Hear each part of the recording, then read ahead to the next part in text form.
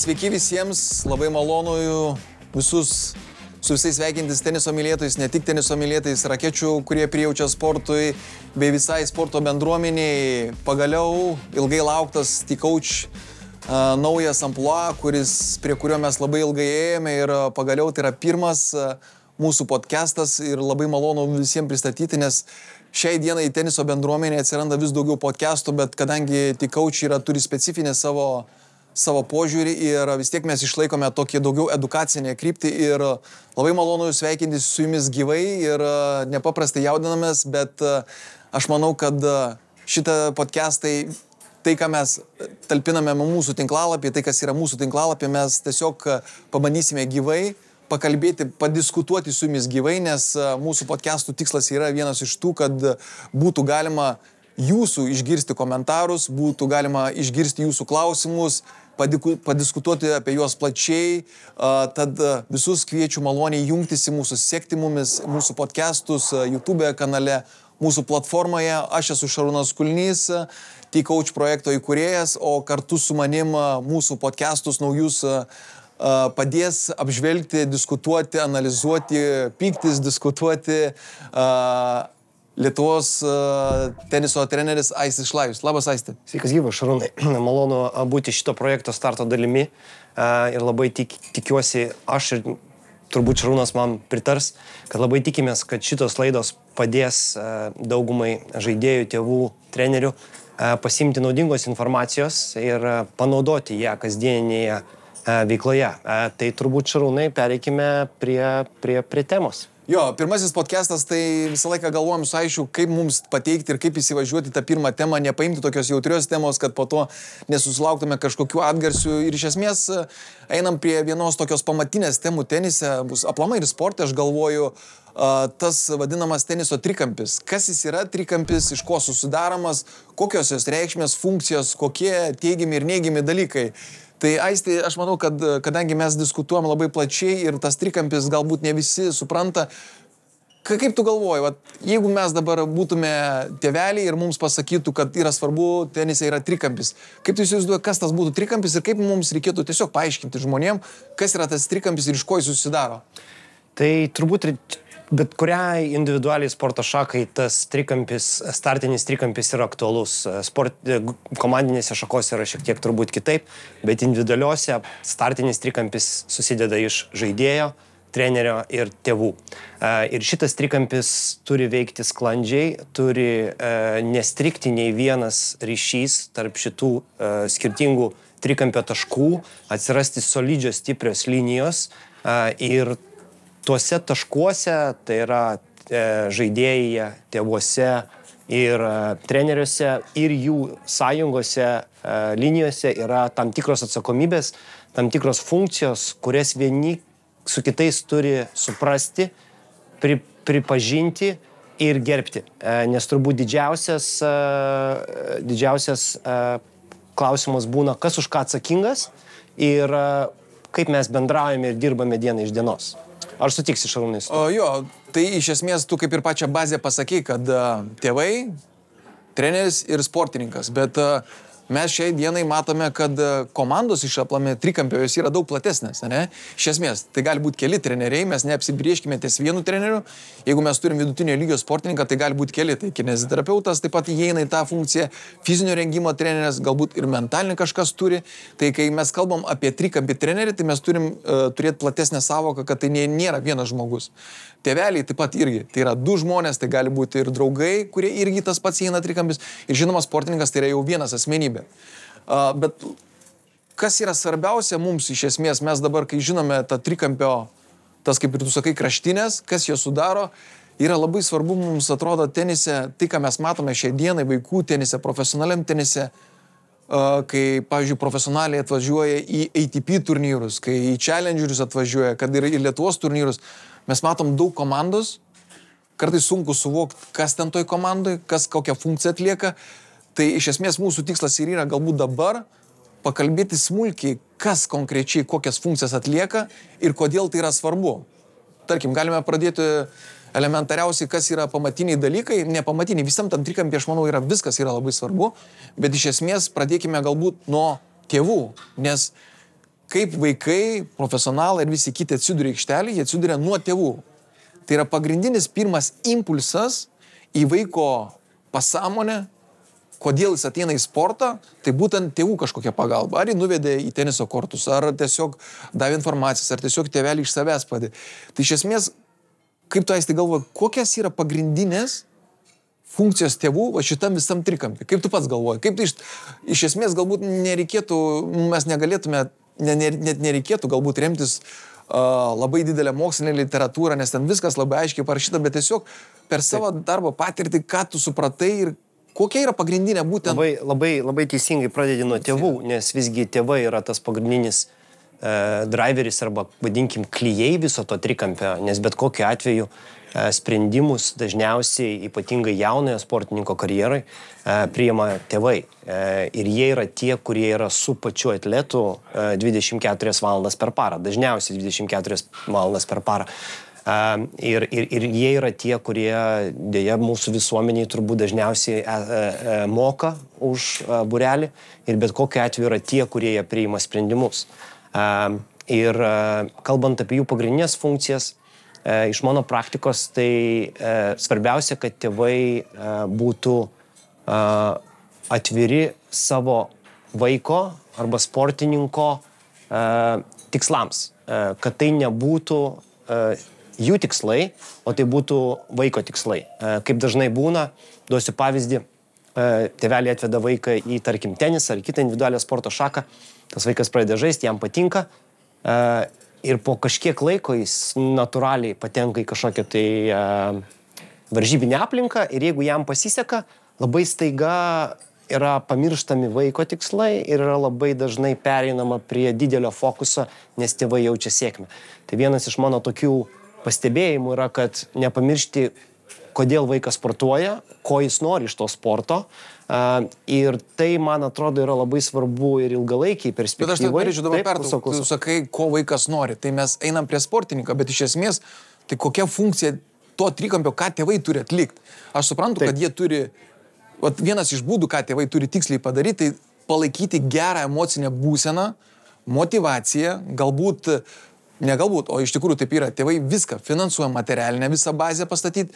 Kas dar? Nes vaiko poreikiai ir vaiko supratimas, tai yra jau kiti dalykai. Ta prasme, nes gaunasi, kad vaikas, ką jisai masto, tai yra jo asmeninis, jo suvokimas. Taip. Nes tėvai jam gali įskiepyti ir labai blogų dalykų. Taip. Tai aš dabar, ką norėčiau paklausti arba pakalbėti apie pozityvius dalykus, kokie turėtų bazinis tėvų supratimas, ką jis va šitam sėkmingam trikampį jis turėtų kaip šeima, kaip tėtis arba kaip mama, artimieji duoti vaikui. Aš dar pridėčiau prie tavo sąrašo, prie tų pozityvių funkcijų. Tai yra numeris 1, tai yra komunikacija. Ir numeris 2. Komunikacija tarp ko? Komunikacija su savo vaiku. Girdėti, matyti, nes jie yra visą laiką šalia. Jie mato nuotaikas, jie girdi jo būsenas, jie girdi, kaip jisai bendrauja su treneriais, draugais, bendraminčiais, kokios yra nuotaikos parėjus iš treniruočio. Tai ta komunikacija ir klausimas. Antras dalykas yra klausimas, supratimas savo vaiko. Tik tai vaiko?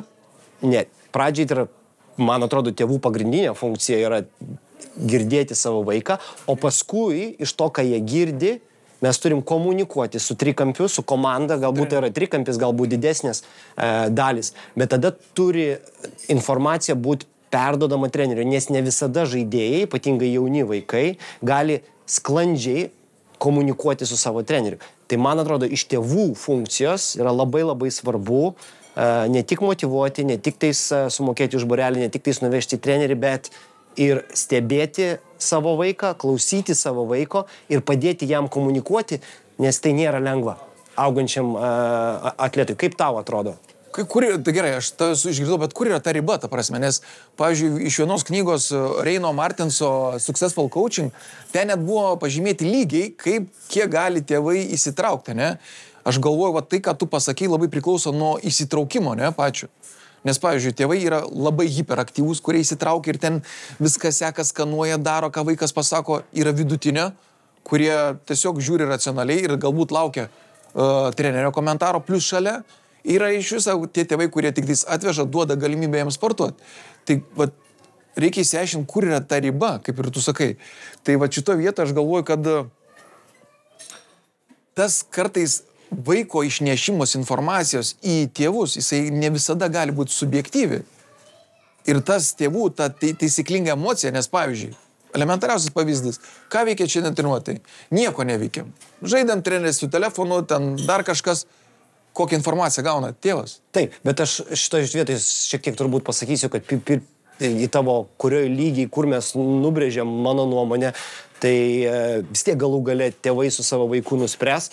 Antras dalykas, negink Dieve, nesakau, kad tėvai turi priimti sprendimą. Jeigu vaikas pasakė, kad nieko neveikiam, man atrodo, va tada įsijungia tėvų komunikacinis sugebėjimas, išgirdus 3 kartus, kad nieko neveikiam, ramiai paprašyti trenerio ar trenerių, kas tai bebūtų, pasikalbėti, kodėl mes nieko neveikiam. Dažniausiai treneriai turės paaiškinimą, kodėl jie nieko neveikia pagal vaiką. Galbūt, vėlgi, tarp trenerio ir vaiko nebuvo komunikacijos, nebuvo išdėstomi tikslai, nebuvo paaiškinimo, kodėl mes nieko neveikiam. Nes tas nieko neveikimas žaidėjui ir nieko neveikimas treneriui ir tėvams. Yra ir tėvams ir gali būti matomas iš visiškai skirtingo aspekto. Tai matyt, mes grįžtam prie to esminio argumento, kad komunikacija tarp visų 3 trikampio dalių yra vienas kertinis atsakymas, kad tas trikampis veiktų teisingai. Atsiprašau, dar pridėsiu, kaip yra nusprendžiama, man atrodo, kad tai natūraliai ateina. Mes turime trikampius pavyzdžius, kai treneris būna labai aktyviai įsitraukęs ir tada tėvai priima pasyvią funkciją. Bet, Aiste, noriu sustabdyti, todėl, kad mes dabar diskutuojam tėvų pagrindinės funkcijas. Taip. Po to mes apeisim smulkiau, bet iš esmės tada mes turėtume galbūt žiūrovui reziumuoti pagrindinės tas funkcijas, kokia yra tam trikampiai tėvų rolė. Jų yra daug rolių, bet iš esmės tos pagrindinės. Tai aš manau, mes sutarėm abudu aiškus bendravimas, grįžtamas ryšys, emocinis palaikymas, materialinė bazė suteikti sąlygas vaikui. Ką tu dar dadėtum? Ar to užtenka pirmam tam trikampiui, pirmoji stadijų, tarkim, kai vaikas tik pradeda sportuoti, ar to užtenka, ar dar kažko reikia? Nežinau, ar tu minėjai, bet emocinis palaikymas yra ypatingai svarbu, nes vaikams augant, einant per brendimą, pirmajame brendimo etape, antrajame brendimo etape, žinom, kaip sudėtinga, ir aš turiu ne vieną pavyzdį, kaip sudėtingai vaikai praeina tą amžių ir tos psichologinius iššūkius. Ir tokiuose situacijose labai svarbu, kad tėvai, nes jie geriausiai supranta savo vaikus, kad būtų tas emocinis palaikymas. Tai man atrodo, čia nepriklausomai nuo tėvų dalyvavimo toje kasdienėje sportinėje veikloje, emocinis palaikymas yra vienas iš kertinių. Aš manau, aš visiškai su tavim sutinku, bet iš esmės mes dabar šnekam teoriją, ne? Kas turėtų būti, kaip turėtų, bet paimkim realybę, pavyzdžiui. Taip. Tai, ką aš matau dabar turnyruose, tarptautiniuose turnyruose, lietuviško turnyruose, kaip tu galvoji, ar tai, ką mes dabar išvardinam, tas pagrindinės funkcijas trikampio, kol kas mes imam vieną dalį tėvus, ar tėvai tikrai tai, ką tu matai šiandien iš savo pavyzdžių, iš savo praktikos, nes aš, pavyzdžiui, matau, kad ten labai daug ko trūksta. Taip. Ir dažniausiai, kas dabar yra tėvų funkcija, tai pirma, ką aš matau aiškiai, tai aišku, jie finansuoja, veža, būna, serga už tos, bet emocinis palaikymas tėvų šiai dienai, tai, ką aš matau turnyruose, jis nėra palaikymas. Tai yra lūkesčių įgyvendinimas per save, lūkesčių kažkokių tam tikrų poreikių vidinių patenkinimas per vaiką. Ir tai yra nebe emocinė ta darna, bet iš esmės yra visą laiką spaudimas. Tai čia koks turbūt. Bet aš aišku, čia yra psichologiniai dalykai, bet iš esmės, dėl ko aš tai noriu pasakyti, nes vadovėliuose tai, ką mes matom, ir viskas labai gražiai parašyta. Bet iš esmės, kas vyksta dabar, labai retai matau, kur yra tas nuoširdus tėvų emocinis palaikymas. Mes tik kalbam apie emocinį palaikymą, mes nekalbam, kad yra namuose, taip, bet kai tu matai, kad po treniruočių, po varžybų tiesiogiai atsisėdė po pralaimėjimų, kai vaikai verkia su ašarom, tėveliai, nebijau pavartoti to žodžio, drožia tiesiog psichologiškai tos vaikus, taip pat, aišku, po to prisim prie kitų aspektų. Man atrodo, kad to trūksta, ta prasme. Nes aš galvoju, kodėl tai galėtų trūkti. Visų pirma, gal tėveliai, jie yra didžiausi fanai visų pirma. Tai yra numeris vienas savo žaidėjo, tai yra tėvelis yra fanas numeris vienas savo vaiko. Ir galbūt tos emocijos jie nesugeba normaliai sudėlioti ir po pralaimėjimo skaudos ar didelės pergalės tiesiog atsisėsti ir konstruktyviai. Čia turbūt laikas būtų dabar pereiti gal šiek tiek prie žaidėjo funkcijų ir sugrįžti į mūsų pokalbio pradžią. Kai mes sakėm, pradėjom nuo žaidėjo tikslų, ar ne? Nes kiekvienas žaidėjas turi savo tikslus ir tie tikslai keičiasi augant su amžium, ateinant rezultatam. Tai vienas, labai dažnai tėvai išsikelia savo tikslus, bet pamiršta, kokie yra vaiko tikslai. Jie galbūt nepasišneka, kokie yra tie vaiko tikslai važiuojant į eilinį turnyrą, ar ne? Kartais tos tikslus reikia galbūt pastumti viršų, kartais reikia galbūt tos lūkesčius sumažinti, bet pats tikslo suformavimas, jis turi ateiti iš vaiko. Tai čia yra vienas dalykas. Antras dalykas, man atrodo... Nesutinku su tuo, kad, tarkim, 9 metų vaikas, jisai apie tos tikslus, jam kiekvienas turnyras yra iššūkis iš esmės. Ir jam dabar pasakyti, žiūrėk, tu turi praeiti 2 ratus, tu turi laimėti vieną kovą, tu turi ten kažkokius techninius tikslus. Nemanau. Šiai dienai, va dabar, ką mes dabar kalbam, aš galvoju, kad mes dabar pabandykim apibrėžti vaiko funkciją tam trikampį. Bet gerai, žiūrėk, Šarūnai, aš dabar sustabdysiu tave. Tu sakai tikslai, bet aš nesakau, kad tikslas turi būti rato praėjimas ar reitingo pakelimas. Mes jeigu kalbam apie 9 metų oranžinį vaiką, kuris važiuoja į savo antrą turnyrą, jam gali būti tikslas praleisti laiką gerą su draugais ir sužaisti 4 mačus. Tai yra vaiko tikslas. Tėvas nori, kad jis iškeltų 1 vietos taurę. Vaikas galbūt sako, kad žiūrėk, jeigu aš tėvelį laimėsiu 1 mačą, man bus gerai. Aš ką noriu tiesiog pasakyti, kad tas vaikas, važiuodamas į turnyrą, jam ir taip yra baisu. Ir šitoje vietoje, jeigu tėvas su vaiku arba treneris su vaiku nepasišneka apie to vaiko tikslus, kokie jie bebūtų. Nebūtinai turi būti varžybiniai tikslai. Jie gali būti psichologiniai tikslai, jie gali būti asmenybės formavimo tikslai. Pavyzdžiui, aš nepasiduosiu šiandien, ar ne? Mes susitarėm, kad šiandien tu kovosi nepriklausomai nuo rezultatų, tavo tikslas yra... Gerai, kovoti iš kiekvieną tašką. Tai gerai, išvardink, tada pasakyk, va tai, ką tu pasakėjai, susistemink, pasakyk funkciją vaiko tam trikampį, sportininko. Vaikas turi išreikšti savo lūkestį ir savo tikslus, ką jisai nori pasiekti. Ar tai yra turnyras, ar tai yra treniruotė, ar tai yra vyresniam amžiui kažkoks tai planavimo segmentas. Nebūtų galima tada tiesiog, tu viską teisingai sakai, bet tiesiog nebūtų galima tada pasakyti, kad tiesiog ugdyti savarankiškumą ir atsakomybės jausmą. Visiškai teisingai. Ta prasme, iš esmės mes galim, aišku, ir tu, ką sakai, viskas teisingai, tų žodžių labai daug, bet iš esmės, ko aš matau sportininkam, ką jie turėtų ir ko jie nedaro, jie neturi savarankiškumo, tai nuo smulkiausių dalykų, ta prasme, nuo bazinio, nuo batų užsirišimo, nuo iš vakaro aprangos susidėjimo ir atsakomybės už savo rezultatus. Vat kaip ir tu sakai, tai yra susijęs su tikslais, siekimais, aš ateinu ir sakau, kaip tu sakai, gal man yra atvažiuoti ir su draugais pabūti, pasimatyti ir pasibūti. Bet aš aiškiai tą iškomunikuoju, aišku, vėl per bendravimą, bet iš esmės tai, ką aš matau ir tai, ką aš pats mėgstu treniruotėse, kartais pasakyti, ateiti, vaikas ateina treniruotę, tarkim, dalį, aš klausiu, ką tu norėtum šiandieną patobulinti? Paprastas klausimas. Ir jis taip, tai gal taip, tai gal taip. Ir matos, kad vaikas jis ateina į treniruotę tik tam, kad ateit, nes liepia mama, reikia treneris, sakė, kad daugiau dirbti reikia tam, bet iš esmės jisai neprisima jokią atsakomybės už treniruotės. Ir kas įvyksta tokiu atveju, kad po 2-3 dienų tu jo paklausi, ką tu veikiai, sako, aš neprisimenu. Ir va tas atsakomybės jausmas sportininkam trikampį, ir aš manau, kad nesvarbu. Atsakomybė gali būti, kad nepamiršk įsidėti raketą į tašį, nepamiršk įsidėti batus vienodus, nepamiršk kojinės įsidėti, gerti įsipilti. Nuo čia prasidėti mes nekalbam apie atsakomybę už savo rezultatą, nes vaikas jisai iš tikrųjų, jisai gali išsikelti, kaip tu sakai, būti pirmas, bet jis visą laiką pirmas ratas. Tai vaikas kažko ir jis negali prisimti tokios atsakomybės ir jam bus sunkiau ir jis pradės depresuoti ir jis nebenorės, nes jisai tai, ką išsikelia, jisai negali to įgyvendinti. Ir čia esmė yra, kaip aš sakau, savarankiškumas ir atsakomybės jausmas, ugdymas tam trikampį sportininkė, tai yra esminis faktorius. Aišku, motivacija, vidinė motivacija. mes labai daug kalbam apie išorinę. Aš kaip ir mėgstu sakyti, kad išorinė motivacija yra reikalinga tam, kad ateiti iki korto, o tam, kad viską pasiekti ir gyveninti, reikia vidinės motyvacijos. Šitoje vietoje aš visgi galvoju, kad sutinku su tavim, kad antras dalykas, kurį žaidėjas privalo turėti kaip antrąjo funkciją, tai yra atsidavimas procesui, nesvarbu kokiam procesui. Bet čia kas yra motivacija, ar tiesiog atsakomybė? Pastangos. Tai yra psichologinis aspektas, kad žmogus, atletas, vaikas, nepriklausomai nuo to, ar jis yra korte, ar jis yra už korto ribų, jisai atsiduoda tam procesui. Aš asmeniškai matau pakankamai daug atvejų, kai vaikai fiziškai yra korte, bet psichologiškai jų nėra.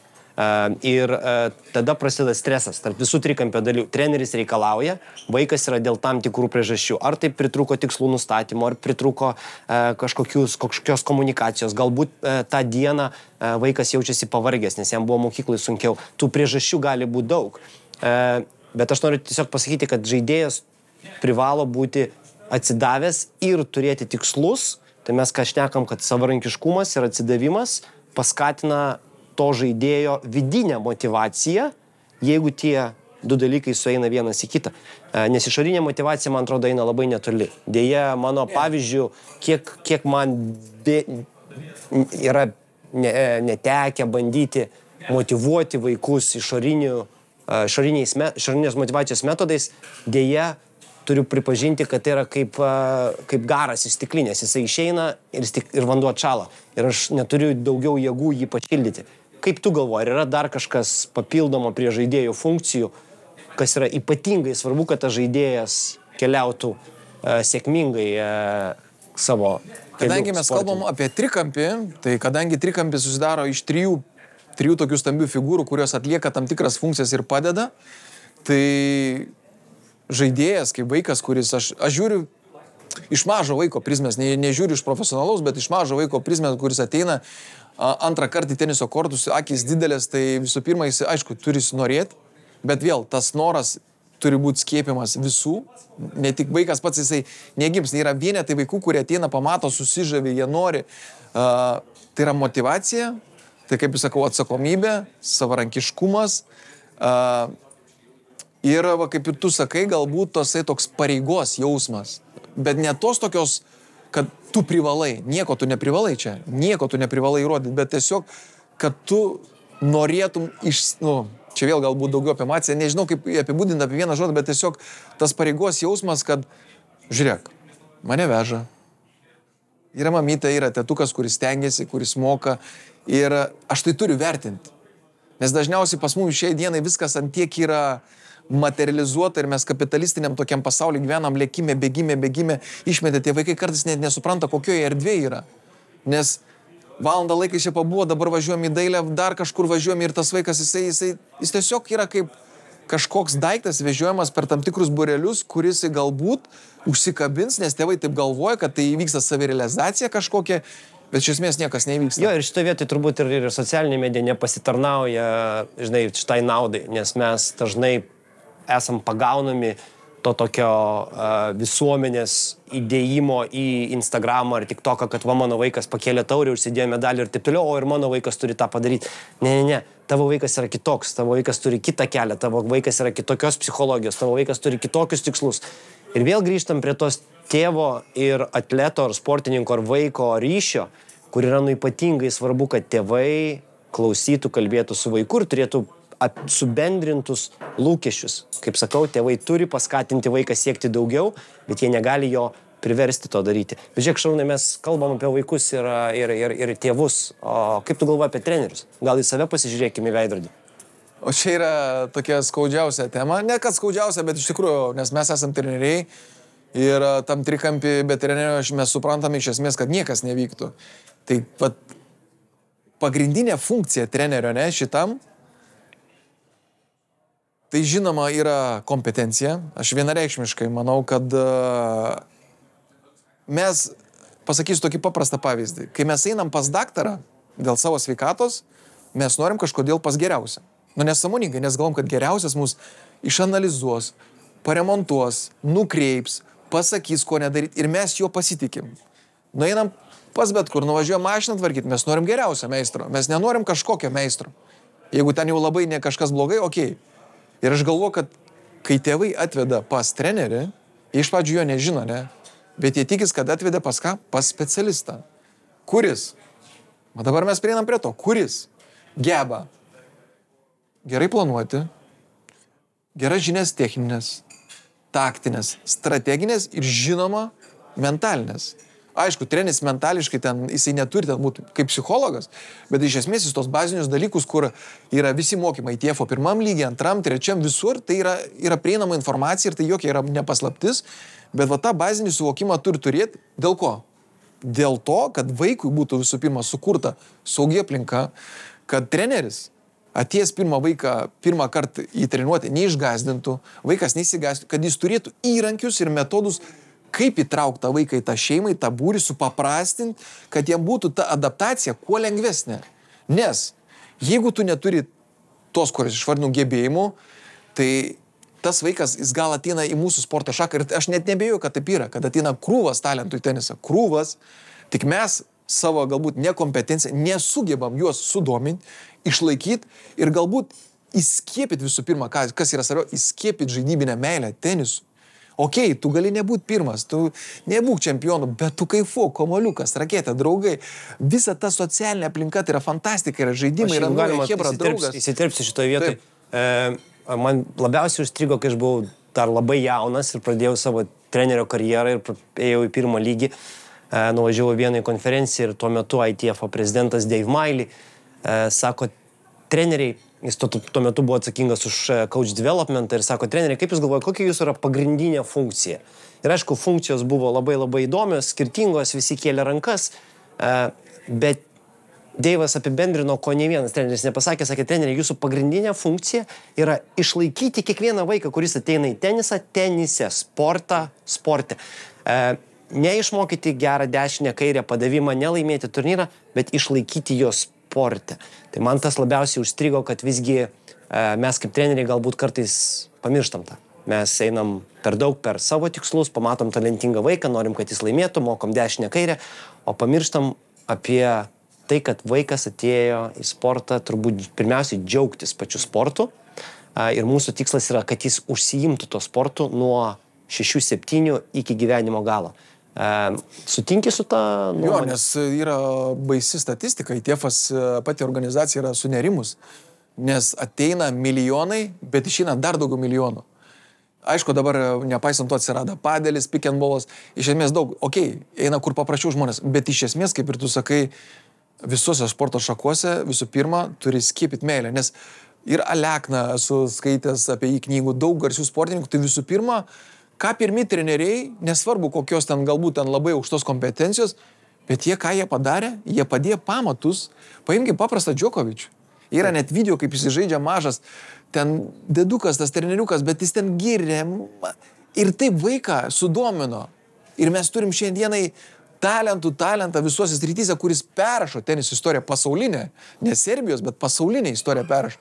Ir tokių trenerių, kaip ir Federerio buvo treneris, nepaprastas ryšys, bet ką jie padarė, jie vaiką sugebėjo išlaikyti ir sudominti. Nepaisant to, kad jis įrodė ožius, kad buvo nepavargęs, buvo nepatenkintas, nenorėjo galbūt, buvo tų dienų ir blogų, bet nepaisant to, tie vaikai su jie grįž. Šiai dienai, pavyzdžiui, man pačiam kaip treneriui yra nelengva, iš tikrųjų, tu ką pasakei, nes mes ateinam taip, tėvai moka pinigus, reiškia, mes turim duoti kažkokį rezultatą. Tu nepasakysi tėveliam sakyti, tėveliai, pagrindinis rezultatas yra, kad vaikas pamiltų šitą sporto šaką. Į ką jie to pasakys, sakys, ar tu nesveikas esi? Taip. Mes mokam už tos pinigus, mes einam į kitą sporto šaką, mums reikia rezultatą, man reikia, kad vaikas pasitikėtų, man reikia, kad vaikas parneštų taurę ir aš taip morališkai nurimsiu, nes aš žinosiu, kad su vaiku gerai, nes tai yra rezultatas apčiuopiamas. O kad jisai bus 20 metų, 10 metų žaistam ten, niekam neįdomu. Tai pasakys, tu šiek tiek žaidžia ir nieko nepasiekė. Tai yra bloga organizacija, bloga galbūt visa Lietuvos organizacija, treneris blogas, nes jūs nieko nesukūrėt. Bet tai, kad vaikas eina savo norų visą laiką, tai ir nieko neverčiamas, niekas to nevertina, niekas nemato. Nes mes visą tą visuomenę, kadangi mūsų rinka yra pakankamai maža, tai, ką mes turime, mes visą laiką pasiemam tą vaiką ir maksimum mes norim kratyti, spausti rezultatą ir va tam visam lėkime mes ką pametam? Mes pametam meilę tam sportui. Ir čia vienas turbūt iš tikslų bendrai, sportinių tikslų ir organizacijoms, čia jau mes turbūt galime praplėsti šitą diskusiją. Turbūt Lietuvoje, manyčiau, dėl infrastruktūros trūkumo mums šiek tiek trūksta to dalyvavimo principo, ar ne, kai žmonės ateina į sportą dalyvauti, tą, ką mes turim labai sėkmingai išvystytą mėgėjų tenise, žmonės ateina dalyvauti, žaisti turnyrus, treniruoti, žaisti vienas su kitu, bet dėja vaikų sporte aš matau didžiulį trūkumą, tą aš nežinau kaip yra kitose sporto šakose, bet bent jau tenise aš matau trūkumą ir kaip tu teisingai sakai, mes arba darom vieną kartą per savaitę, arba spaudžiam maksimum rezultatą. Bet jokio viduriuko neturim. Ir tas skaičius mūsų vaikų žaidžiančių turnyruose arba žaidžiančių vieną kartą per metus turnyruose yra pakankamai nedidelis. Tu arba darai viską, arba nieko. O mano akimis tai yra, žiūrint į Jungtinės karalystės, Prancūzijos, Olandijos patirtį, klubinę sistemą, man atrodo, tai yra širdis sporto, jeigu norim paruošti daugiau čempionų, gerų žaidėjų ar ko mes benorėtumėm kaip sportiniai treneriai. Kaip tu manai? Aš matai, tu labai gerą pasakei su mėgėjais, nes aš dabar staigiai konvertavau mintis į mėgėjų, kodėl Lietuvoje mėgėjų tenisas, jisai klesti, jisai žydi ten turnyrai po turnyrai. Kodėl? Todėl, kad, kaip ir tu sakai, čia yra esmė, kad jie kaifuoja. Iš jų ten niekas nespaudžia rezultato, apart tiek, kiek jisai pats iš savęs spaudžia. Bet iš esmės jisai galbūt neturi to trikampio apart šeimos, jis tiesiog ateina į žaidžią, jis nusivilia, gal pralošia, bet jis eina, bet jisai kaifuoja ten, nes jisai neturi tos tokios nuolatinio spaudimo, tai ką tu sakai. Ir noriu paantrinti tau, kaip tu paminėjai keletą užsienio valstybių, tenka daug keliauti, tai tenka visą laiką man labai, kai aš būnu užsienį, man labai įdomu nueiti pažiūrėti į vaikų treniruotės, kas vyksta. Ir pavyzdžiui, Skandinavija, Suomija, Norvegija, ką mačiau, tai jie tas treniruotės padaro kai tokį socialinį reiškinį, kaip paprasta, nes pavyzdžiui, Norvegijoje buvau Stavangerį keletą kartų ir vyksta treniruotė, vaikas vidury treniruotės atsistoja, nueina į mikrobangę, įsideda sumuštinį, įsikepa, ten kortas taip galima. Jis atsikanda sumuštinį, pavalgo ir jis nueina vėl žaisti. Treneriai stovi, nieko nesako. Ir jis ateina, grįžta laimingas, užkandęs, pasidaręs tą kažkokį sumuštinį, jis toliau žaidžia, ta prasme. Bet niekas dėl to nepanikuoja. Aš įsivaizduoju, kas atsitiktų pas mus Lietuvoje, jeigu tu išeitum vidury treniruotės, pasidarysi sumuštinį, tai tavi sumaltų su viskuom, iškviestų tėvų susirinkimą, pasakytų, kad tai nėra. Bet jie taip gyvena. Aš galima pridėsiu du pavyzdžius. Irgi teko gyventi Airijoje, teko dirbti Airijoje, teko atidaryti akademiją, kuri paruošė ir čempionų, ir daug čempionų vaikų. Bet vienas aspektas iš dalyvavimo, kas labiausiai įstrigo, tai vienas dalykas, tai turi daug klubų, bet turi tas vadinamas socialinės naktis, ar ne, socialinius vakarus vaikams. Kai vaikai, kaip tu sakai, ateina pažaisti teniso, jie vienas su kitu pamuša, nenori, eina žaisti kortom į namelį ir niekas jokių problemų neturi. Ir tai yra mokamas reiškinys. Tai nėra taip, kad yra nemokama. Kai kuriuose klubuose nemokama, bet dažniausiai tai būdavo, nežinau, minimalus mokestis. Tai ir iš tų vaikų, beje, paskui ypatingai mažų vaikų, užsikabina sportiniam rezultatui. Tai tada tiesiog klausimas yra, ar tikrai mes viską teisingai darom, kaip tu sakei, droždami tuos vaikus nuo 8-9 metų ir tikėdamėsi, kad tas vienas galbūt iššaus ir taps kažkokiu unikaliu naujų Vilium ar Richardu ar Edu pasaulinė arenai. Nežinau. Aš tik norėčiau papildyti tave, tai, ką dar prie tos Skandinavijos norėjau pasakyti Italijoje ir Ispanijoje. Ispanijoje, pavyzdžiui, treneriai teko būti ir akademijos ir važiuoti. Ir jų vienintelis dalykas, ką pasakė, mes niekur neskubam. Neišėjo, nieko baisaus. Viskas labai lėtai, niekas nieko neforsuoja. Tai ką mes išvardinam visas tas kompetencijas, tas forsavimas, neskubėjimas, mėgaujimas. Tai dabar aš gal noriu privesti prie to, kad mes įsiaiškinam tą tokį formaliai trikampį, aptariam tas funkcijas, bet kad veiktų tas trikampis. Ok, mes žinom savo funkcijas, ne? Treneris, sportininkas, tėveliai. Bet ar to užtenka, kad tas trikampis dabar funkcionuotų ir mes turėtume gerą kokybišką rezultatą? Kaip tu galvoji, kokių ingredientų, tų klijų reikia? Arba, kai įsivaizduokim, kad tai yra triguolis, kuris sukasi. Ką reikia padaryti, kaip jūs kuom sutepti, kokiom funkcijom, kad tas guolis jisai suktus gerai? Puikus klausimas. Mes jau kalbėjom vieną kartą, man atrodo, čia key elementas yra komunikacija ir per komunikaciją lūkesčių išvardinimas. Gerai, tai ką tu turi lūkesčių komunikacija, bendravimas? Mes žinom, kad yra masė įvairiausių būdų, bet žiūrovom aš norėčiau, kad mes pasakytume tiksliai, ko reikia, nes mes suprantam, kad bendravimas visur reikalingas, nes mes tokie žmonės nebendrausim, mes nesusikalbėsim, kažko negyvensim. Trikampį taip pat reikalingas bendravimas, bet kaip tu galvoji, kokių momentų, kokių kertinių tų tokių ingredientų, kaip aš mėgstu sakyti, reikia tam bendravimui. Ir kai tu sakai bendravimas, ką tu turi konkrečiau minėti? Pirmiausia, aš jau paminėjau tikslų nustatymas, nes pirmiausia, mes turim išgirsti, ko nori žaidėjas, kaip jisai mato, ko nori tėvai, ko nori treneris. Tad kažkur turi būti sinergija, turi būti supratimas vienas kito. Tai čia yra vienas dalykas. Antras dalykas yra labai svarbu pastoviai bendrauti, mano akimis, apie patį procesą. Iš mano praktikos, ir aš pakelsiu ranką, ir aš pats dažnai feilinu šitoj situacijai, kai yra per mažas bendravimas su tėvais. Kas atsitinka šitoj situacijoje, jeigu mes kalbam apie triguolį ir jo gerą sukimąsi, ar ne, jeigu šitoj linijoje tarp tėvų ir trenerio nutrūksta, ar yra nepakankamai gera komunikacija, tėvai pradeda nepasitikėti treneriu. Nesvarbu, koks tas procesas yra geras. Mano patirtis tai yra dažna situacija. Tarkim, jeigu tėvas, jis yra pasyvus. Taip. Treneris yra aktyvus vaikas, mes žinom, ko nori. Bet tėvas yra pasyvus. Ką tuo momentu daryti, nes, kai aš kaip minėjau, yra tam tikri lygiai. Yra, kai pilnai įsitraukimas, yra vidutinis, yra žemas. Treneris žino tikslus, sportininkas sako, aš noriu būti pirmas čempionas, o tėvai yra tokie, jie atveda kaip būrelį. Ir automatiškai, reiškia, tas triguolis jis jau nebesisuks, ar kaip? Ne, tavo teisingai, bet aš manau vis tiek karts nuo karto, jeigu mes kalbam ypatingai apie sportinį treniravimą, tada yra trenerio atsakomybė karts nuo karto informuoti tėvus apie užsibrėžtus tikslus, apie dirbamus tikslus arba bandymą kažkur patobulinti žaidimą ir koks yra planas. Gali tai būti vieną kartą metuose, gali būti 2 kartus metuose, čia priklauso nuo situacijos, čia matyti kažkokio tai modelio, tu nepritaikysi vienos taisyklės, ar ne? Kokia tavo praktika šitoje vietoje? Mano irgi bėda yra komunikacija, nes, tarkim, jeigu aš matau, kad vaikas nepakankamai suinteresuotas arba jis yra kaip į būrelį, ta komunikacija tokia kaip ir mano suvokimu, jinai praranda su tėvais to tokio, jinai neduos jokio vaisių, nes aš ateisiu ir pasakysiu, jūsų vaikas, jisai nori tik sportuoti, tėvai ne, mums jis sako taip ir toks gaunasi priešą, nes tu matai. Neturiu tokio vieningo atsakymo, tokio aiškaus, kad jisai sakytų, ką reikėtų daryti tokiu atveju.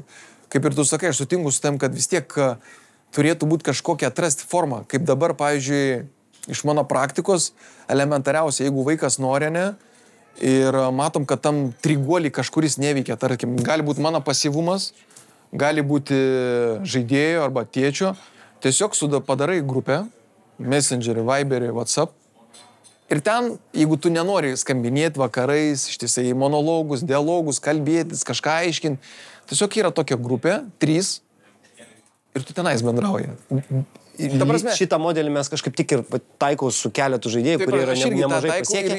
Ir mano patirtį tai veikia. Kaip tavo patirtį? Jo, ir iš tikrųjų taip, nes tada tu matai, ten daugiau žmonių keli, bet tu matai tada visą informaciją, tada automatiškai sportininkas, tėvai, jie mato, kad, aha, aš nepabėgsiu, nes manęs eina tiesioginis klausimas į tai. Taip. Tai yra vienas iš būdų, taip kaip galima palengvinti, jeigu yra kažkurie komunikacija neveikia, nes toj grupiai, jeigu treneris yra pasyvus, o jinai yra sukurta, ne, tėvų iniciatyva nesvarbu, tėvai gali užduoti klausimus. Treneri, kaip sekasi treniruoti, jeigu tu nenori kalbėti gyvai. Treneri, kokie planai savaitgaliui. Sportininkas rašo, tu gali net kaip ir tėtis parašyti savo sūnui į tą pačią grupę, kaip tu jauties, ar pasiruošęs, ar emociškai tu tvirtas. Tai va, tokiais paprastais, galbūt elementariais, kaip alternatyva galima užkurti. Bet aš kaip ir tau noriu pasakyti, kad vis tiek be aiškaus bendravimo, grįžtamo ryšio nebus planų kūrimo, nes iš esmės, jeigu aš neinu pas žmogų ir nebendrauju, tai aš niekada ir nesužinosiu tų planų. Planai tai yra mūsų ta stotelė, kur mes važiuojam. Tu sutinki, tu nori ten važiuoti, važiuojam, bet važiuodami mes turėsim pravažiuoti. Kaip pavyzdys, žvyrkelį, pelkyną, dar kartą. Tu esi pasiruošęs tam? Ok. Tai aš galvoju, kad vis tiek pirmą eina komunikacija, grįžtamas ryšys, po to eina, kaip ir tu sakai, tam tikrų detalių dėliojimas.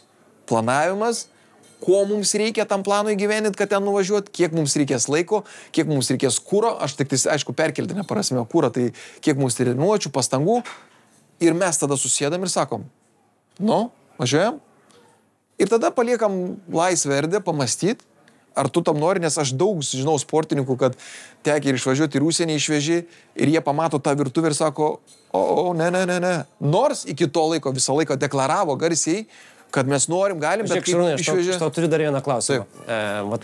Tu mane pakaučink šitoje vietoje. Mes labai dažnai kalbam apie tėvų trenerio bendravimą. Mes turim pasyvius trenerius, pasyvius tėvus, aktyvius tėvus. Čia turbūt daugumas trenerių yra,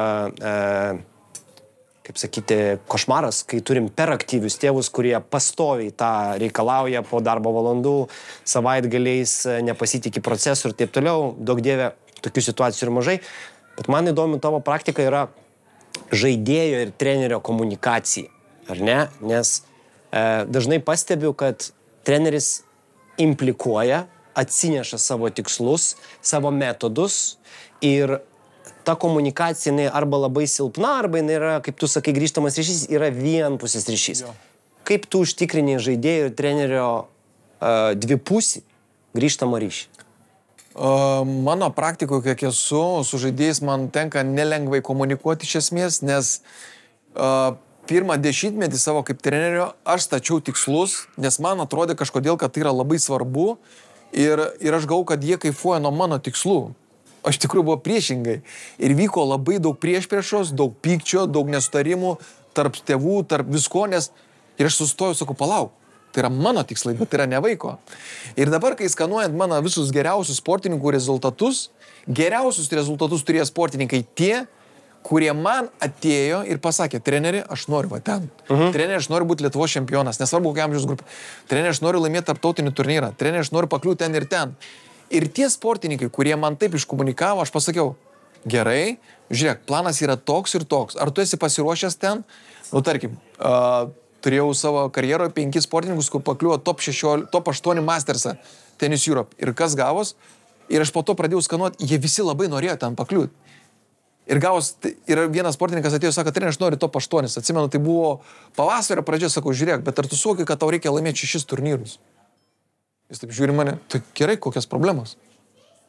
Ok, tu pasiruošęs tam, tu galvoji, kad taip čia viskas, 6 turnyrai tarptautiniai. Sako, gerai, aš pasiruošęs, bet tu žinai, kad tu turėsi daug dirbti. Sako, taip. Ir jisai tą padarė. Ir tai buvo fantastika, todėl, kad galbūt aš pririšu prie tos vidinės motivacijos, kad jisai pats to norėjo. Aš kaip treneris tik jam padėjau tą padaryti. Sustrategavom turnyrus, kurios galbūt yra lengviau laimėti, kurios sunkiau, kur mums reikia nuvažiuoti, kur gauti daugiau taškų. Viskas. Tai jeigu galima apibendrinant, paklausiu tavęs, ar tu sutinki, kad geriausias trikampio modelis yra, kai yra player-driven approach, kai žaidėjas, ypatingai vyresniam amžiui, yra in charge, o treneris ir tėvai užima tą, vadinkim, ne pasyvę, ne aktyvę, o neutralią funkciją, kurioje jie palaiko žaidėją jo tikslams ir sugeba suteikti visko, ko jam reikia. Kaip tu sakai, treneris suteikia planavimą, jisai yra pasiruošęs treniruotėms, jisai suranda žaidėjus, jisai važiuoja į turnyrus, tėvai savo ruoštų palaiko, prižiūri mitybą. Tai čia tai, kad tu sakai, yra to sumoka už sąskaitas ir taip toliau. Sveiko trikampio, jo. Čia turbūt idealus trikampis. Mano klausimas tau. Bet esmė, kad matai, kadangi tenis yra daug amžiaus, tai vat, kai ateina vaikas jau 14-15, jis jau supranta, ta virtuvės yra sąmoningesnis, jis gali pasakyti, ko jis nori. Bet ne tik, kad gali pasakyti 7 metų vaikus, arba net baltojo kamulio. Tai čia treneris šitoj vietoj turėtų mokėti, skatinti, versti jį nuo pradinių mažų tikslų. Kaip pavyzdys. Kaip tu galvoji, ar mums pavyktų šiandieną tai treniruotį išridenti 4 kamuolius? Taip. Ar mums pavyktų ten prabėgti kažkokį ten taip ir taip? Ar mums pavyktų? Ir tada duodi vaikui jūs spręsti. Jis sakytų, ne, nepavyktų, bet kaip tu galvoji, kodėl tau trūksta kažko, ar kodėl tau nepavyktų, dėl kokių priežasčių? Sakytų, aš tiesiog šiandien nenoriu. Ir tai yra visiškai normali reakcija. Tik per tokią prizmę. Tai va čia, kad sakyt, kad vaikas čerdžina ir kad jisai pasako ir mes važiuojam ir tai yra labai gerai, taip, tai yra labai gerai. Treneriui tai yra palengvina, nes tada tu žinai aiškiai motyvą, tikslus ir tau žymiai yra lengviau jį valdyti. Bet yra tokių vaikų, kurie nekalba, kurie yra iš savęs, jie viduje verda, bet jie tiesiog nekalba. Ir iškomunikuoti. Ir va čia jau reikia ir tėvų pagalbos, ir reikia gebėjimo būdą atrasti, kaip prieiti prie to vaiko ir suprasti, ko jis nori iš to teniso, ko jis nori iš tų varžybų. Nes aš galiu duoti 100%, kad ne visi vaikai, kurie važiuoja varžybas, 90%, jie būna net nepasiruošę. Jeigu ateitum paklaustum sąžininkai, padarytum testą psichologinį, kiek jis yra emociškai pasiruošęs, kiek jis yra morališkai pasiruošęs pralošti, būtų nepasiruošę. O mes juos ką darom? Bet dabar man, Šarūnai, reikia. Manau, kad puikiai yra tavo pateikti pavyzdžiai, bet aš tada pradedu galvoti apie tokius pasaulinius pavyzdžius, kaip, sakykime, Williams tėvas, ar ne, ar Andy Murray mama, ar ne. Čia mes kalbam apie tą galutinį produktą, ar ne, kurie tikrai vedė kaip tėvai, kaip treneriai, galbūt atlikdami ir abidvi funkcijas, ar ne, turbūt tų pavyzdžių galbūt turėtum daugiau. Ostapenkos Zverevas, tai čia tėvai irgi. Dokič filmas dabar, man atrodo, bus labai didelė bomba, jeigu dar kažkas nematė apie tėvo trenerio funkciją šitą. Cipas, tas pats jo. Kaip tau atrodo, ar tai yra vienintelis modelis pasiekti viršų, ar tas modelis prasideda vienaip ir jis paskui transformuojas, einant per amžių, per tikslus, nes dažniausiai turbūt dalis tėvų su mumis gali nesutikti, sakys, ne, bet mes turim imti ir spausti nuo pradžios arba taip, arba taip. Kaip tai, tavo nuomonė, galbūt keliais pavyzdžiais pasauliniais, skirtingos situacijos, trikampio, kaip tau atrodo? Tai iš esmės, kas yra ten, kur yra tėtis, treneris ir sportininkas, mes suprantam, kad tai nebėra trikampis. Tai yra toks formalus, vizualiai trikampis, bet iš esmės vienas žmogus jau atlieka dvi funkcijas. Aš galiu būti garantuotas. Tai, ką aš esu lietuviškoje praktikoje matęs, tai yra be galo sunku. Ta, ką mano vaikai irgi žaidžia, bet aš pasakiau, kad aš nebūsiu treneris, nes aš suprantu, kad man būti treneriu ir tėčiu yra labai sunku. Nes vaikas namie, jis matys nuolat trenerį.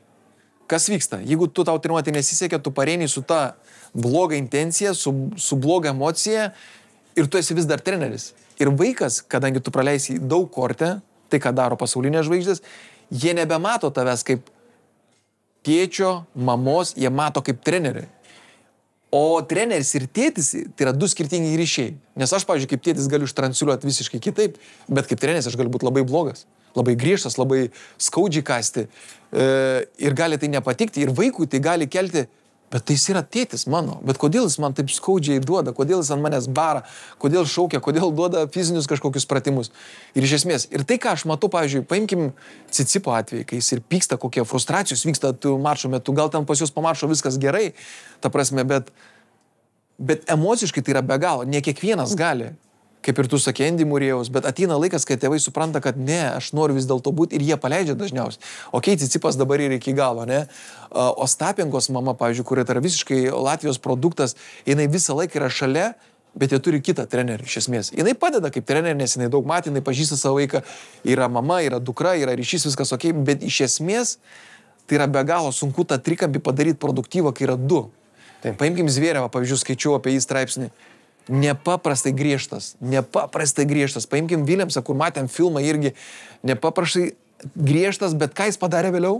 Jis vis tiek atidavė akademiją, vis tiek atidavė treneriams ir vis tiek, aišku, jis ten bandė lysti, aiškinti, bet jis pasakė, stop, žiūrėk, tavo dukros yra labai geros. O tu nemanai, kad atsakymas šitoje vietoje yra sugebėjimas atskirti emociškai, kada mano vaikui reikia tėvo, kada reikia trenerio. Jeigu imsim Williams pavyzdį, jisai buvo griežtas, bet jis, jeigu sprendžiant filmų, labai mylėjo, ar ne? Ir kai reikėjo, jis buvo jiems tėtis ir priėmė sprendimus kaip tėtis, o ne kaip treneris. Tai gerai, o dabar tu tą visą žiūri kaip iš žaidėjo ar iš vaiko perspektyvos? Aš žiūriu iš vaiko perspektyvos. Ar tikrai vaikas? Man asmeniškai tenisas, aš pasidalinsiu kaip treneris, man labai svarbu, kad aš kaip treneris per tenisą formuočiau už savo žaidėjams ir gyvenimiškas vertybės. Mes kalbam apie atsparumą stresui, mes kalbam apie aukštą discipliną, mes kalbam apie savarankiškumą, mes kalbam apie tikslų išsikėlimą ir pasiekimą, kad jie kontroliuotų save.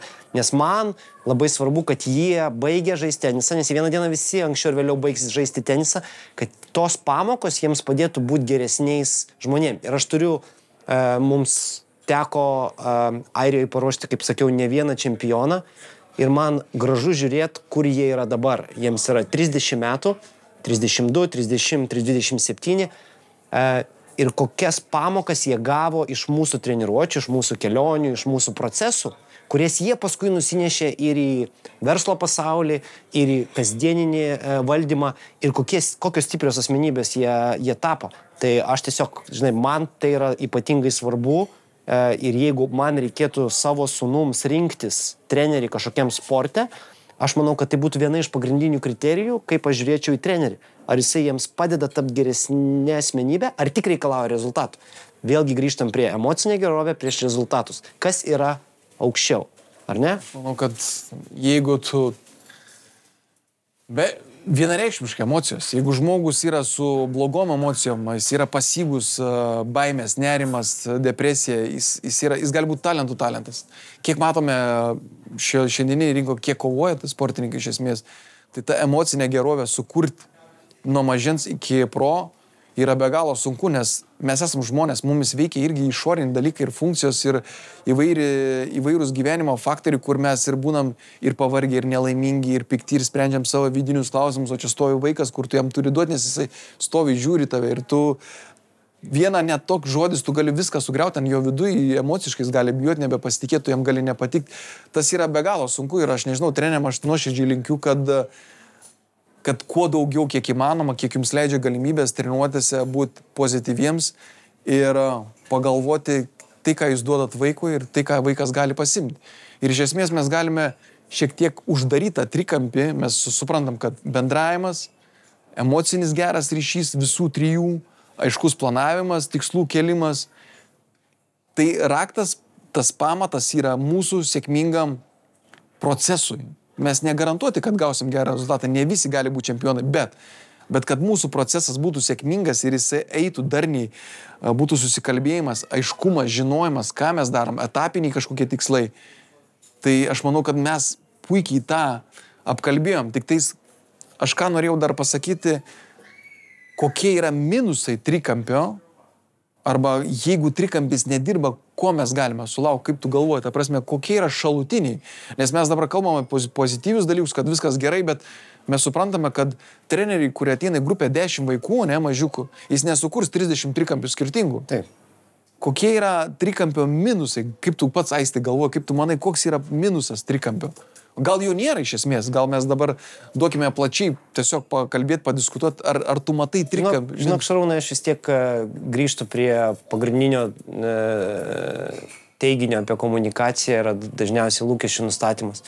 Jeigu yra neteisingi lūkesčiai, nesuderinti su žaidėju. Kieno lūkesčiai iš esmės? Mes dabar kalbėkim, ar... Kas atveda į treniruotę? Kas atveda į treniruotę? Tėvai. Okay, tai turbūt labai gerai. Didžiausias neigiamas trikampio aspektas, mano akimis, yra neadekvatus arba neteisingi per aukštą kartelę iškelta vaikams iš tėvų. Tai čia mano patirtis. Bet čia tėvų lūkesčius tu kalbė. Nes gali treneris... Jeigu tu kalbė apie trikampį, kalbam apie kokios yra neigiamos pasiekmes, mano patirtį, pirmiausia, yra per dideli tėvų lūkesčiai, jau atvedant vaiką į sportą, kad jis bus čempionas, kad jis norės žaisti tą tenisą ir taip toliau. Tai čia mano viena iš patirčių. Kokia tavo pagrindinė patirtis būtų? Iš esmės tai viskas ir tas pats.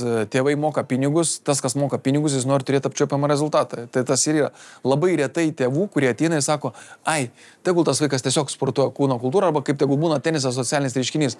Jų yra mažai. Kiekvienas tėtis, kuris atveda vaiką į savo treniruotę mažą, jis visą laiką tikis, kad iš to kažkas gausis. Kad tai yra projektas, kad kažkos aišku, pradžiai pasižies, bet visi tikis. Ypač kai po pirmų varžybų tada supranta, kad čia reikia daugiau, kažko mažiau, bet pagrindinis tai yra taip lūkesčiai. Ir man labai liūdna, kad mūsų padangiai teniso Lietuvos vaikų mažėja, nes vaikai, aš manau, kad ir tiek trenerių nepakelia lūkesčius, tiek ir tėvų, jie tiesiog natūraliai nubyra. Ir tai, ką matau dabar varžybose, kaip aš prieš tai sakiau, kaip tos vaikus auklėje po turnyro, neduoda trenerių pasikalbėti, bet tiesiog patys, aišku, dėl to, kad treneriai nevažiuoja, iš esmės čia yra kita problema, apie kurią galbūt kada nors ateityje pakalbėsim, bet iš esmės tėvai daug važiuoja ir jie sako, žiūrėk, mes čia važiavam, savaitgalis, kiek pinigų išleidam, o tu išeini ir nesistengi. Bet ar jūs paklausėte tėveliai prieš varžybas važiuodami, ar mano vaikas tikrai yra pasiruošęs, ar jis tikrai nori žaisti tą turnyrą? Mes neklausėm, mes tiesiog patys nuvežam, patys matom, kad nepavyksta rezultatas, jeigu pavyksta, okei, džiaugiamės, jeigu nepavyksta, tada sakom, tai ką tu čia veikiai, treneris blogas, treniruočių nėra, tai ką jūs veikia treniruotėm, tu nesistengi, bet kas nors paklausė trenerių, iš esmės niekas neklausė. Kiek tu žinai atveju, kad tėvai paklausė prieš varžybas, treneri, ar dabar mes esam pasiruošę ir mes tikrai galim važiuoti. Mes žinom, kad nelaimėsim, bet mes tikrai kovosim, stengsimės, įgausim produktyvų savaitgalį, daug patirties, gerų mačų. Ar tau teka yra girdėti, kad būtų prieėjęs tėvai, eitų tėvai? Retas atvejis ir čia turbūt grįžti vėlgi tas lūkesčių nustatymas, tikslų nustatymas, bendravimas, komunikacija. Aš tai tik palinkėčiau, kad visi maži trikampiai veiktų ne tik taškinių principų, kad yra 3 dalys nesusijungusios, kad būtų tie trikampiai sujungti, kad būtų tas trikampis smagratis gerai besisukantis ir kuo daugiau. Antras palinkėjimas būtų, kad kuo daugiau tų trikampių Lietuvoje atsirastų. Nes man atrodo, kad kuo didesnė tų trikampių bazė mes turėsim, tuo didesnė tikimybė mes turim turėti paruošti naująją žaidėjų kartą. Turiu paantrinti tau, kad kol kas turbūt yra, žiūrint į skaičius, žiūrint į tendencijas, yra labai sunku tikėtis, kad kaip sistema mes paruošim kažkokią naują žaidėjų bangą, nebent tai bus individualus projektas, kai vienas trikampis izoliuojasi nuo visuomenės ir daro savo projektą. Tada turbūt įmanomas stebuklas, bet kaip sistema mums dar reikia daug padirbėti. Aš manau, kad tai, ką tu pasakai, labai yra sveika, bet padirbėti tai visų pirma turėtų būti per tėvų švietimą, edukaciją. Nes kas vyksta? Nes dabar dažniausiai yra toks trikampis - organizacija, treneris, sportininkas. Tėvai, jie reikalingi kažkur, bet žinot, mes čia padedam jam, mūsų jūsų nuomonė svarbu, kad jis būtų pamaitintas, pavalgintas ir atvežtas. Iš esmės, ypač yra tie tėvai, kurie hiperaktyvūs, jie dažniausiai iš viso jų yra vengiama. Aš galvoju, kad kiek įmanoma reikėtų pabandyti, kiek yra sveikai dėliojami lūkesčiai, atrasti tą dialogą. Ir va čia šitoje vietoje turėtume mes kaip treneriai užimti tą poziciją, švietėjišką poziciją. Kodėl tai yra svarbu? Kodėl svarbu, kad mes komunikuotume teisingai ir mes suprastume vienas kitą. Nes iš esmės mes dabar visą laiką, tas, kuris tėvas mums ateina kažką pasako, mes iš ką blokuojam, stengiamės nustumti, mums neįdomu, mes čia dirbam. Viskas. Ir ta formulė sėkmės, tas pamatas, jisai byra, lieka 2 kampai, nebe 3, ant 3 yra lengviau namą statyti tą visą bazę negu ant 2 kampų. Ir jeigu, o taip ir atsitinka, kad vis tiek tėvai daugiau ryšį turi su sportininku ir jie pradeda sakyti, žiūrėk, treneris ten taip pasakė, tas silpnėja ryšys ir treneris lieka vienas tas su savo tikslais, vaikas turi savo tikslus, bet jie tokie biški tėvų, biški mano, biški neaiškus. Ir viskas byra. Mes šioje laidoje vienas kitam šiek tiek buvo ir paprieštaravimo, bet šitoje vietoje aš turiu pilnai sutikti, kad tėvus šitam sporte mūsų reikia įtraukti, reikia su jais dirbti, reikia juos edukuoti, nes galų gale ne kiekvienas treneris gali nuvažiuoti kiekvieną turnyrą, nenori tėvai yra didžiulė to vaiko dalis, netgi ir kasdieniuose tiksluose, ir mes privalome juos įtraukti į procesą. Deja, neįsivaizduoju, kaip be tėvų įsitraukimo mes galime padaryti aukšto lygio sportininką. Turim pavyzdžių praeitį, bet turbūt tų pavyzdžių vis mažėja ir mažėja, Šarūnai. Iš tikrųjų, bet čia į mūsų daržą, kaip treneriai mes esam šitos sporto šakos atstovai iš esmės, ne klubas, ne direktorius, ne Lietuvos tenisų sąjunga, bet mes esam kaip treneriai ir mes visų pirma iš mūsų, mes esam tie pirmam fronte, kurie nešam vėliavą ir mes turim iš tikrųjų atstovėti. Ir reziumuojant visam, labai yra gera frazė, kas liečia tėvus, pasakęs Džokovičius. Su tėvais yra sunku, bet be jų yra neįmanoma. Fantastika. Viskas. Ir to viskas yra pasakyta. Mes niekur nesidėsim. Jie visą laiką buvo, bus ir yra. Tik tais, kuo mes greičiau sugebėsim surasti ryšį su jais, tuo mūsų tas tribėgis, kaip sakant, jisai greičiau užsikurs ir mes turėsim gerą produktyvų. Jeigu nepavyks rezultatą, kaip ir tu sakai, mes išlaikysim gerą šiltą ryšį, santykį, kur tas vaikas galbūt jisai likęs tam sporto šakoje, galės būti teisėjų, įvairiausių, to pačiu treneriu, kodėlgi ne. Ta prasme, jisai gali būti pasilikti šitos sporto šakoje ir sukurti daug gerų, produktyvaus, kažkokių produktyvumą gali atnešti didelę mums ateitį, to, ko mes nežinom, nes jis dabar vaikas yra. Bet iš esmės, jeigu mes sugebėsim išlaikyti iki pat mokslų galo, vėl nežino, kas su juo bus. Tai turbūt klausytojams palinkėkime to gero ryšio tarp visų trikampio, ar galbūt jūsų situacija yra daugiau dalių linijų ir geros komunikacijos ir palinkėsime vieni kitus girdėti, klausyti, suprasti ir dirbti kartu. Ir žinoma daugiau kalbėti. O aš pabaigai norėčiau visų pirma padėkoti. Mūsų pirmas podcastas vyksta Tennis Space, kurie mus gelbėjo, padėjo, parėmė, leido, suteikė, sukūrė galimybės būtent čia pradėti pirmą T-Coach podcastą Kaune, Tennis Space arenoje. Ačiū jiems.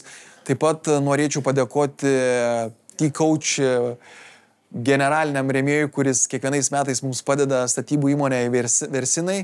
Ir žinoma, norėčiau visus teniso bendruomenės kritikuoti mumis, mes nebijom kritikos, kritikuoti, sakyti, rašyti, klausti, diskutuoti, siūlyti jums įdomias temas, kurias mes galėtume pasiruošti ir plačiau aptarti, o visą laiką stengsimės podcast'o pabaigoje aktyviausiams, tie, kurie siūlys klausimus, kurie daugiausiai reikš susidomėjimų, mums padės mums tobulėti, kad šitas podcastas ateityje išaugtų į galbūt kažką rimčiau, kur galės visa teniso bendruomenė eiti, klausti ir žiūrėti. Mes visą laiką stengsimės padovanoti tokius unikalius, puikius T-Coach marškinėlius tiems aktyviausiams mūsų fanams, kritikuotojams ir žinoma gerbėjams. Tai visų pirma, ačiū Jums, kad buvote, kad klausotės, kad žiūrit, kad stebit ir iškart galbūt taip ir gal nenorim baigti negatyviai, kad atsiprašom, jeigu kas nors ne taip, bet stengiamės jums pateikti visą informaciją, ta, kas yra reikalinga, tai, kas įdomu ir mes pažadame, kad tai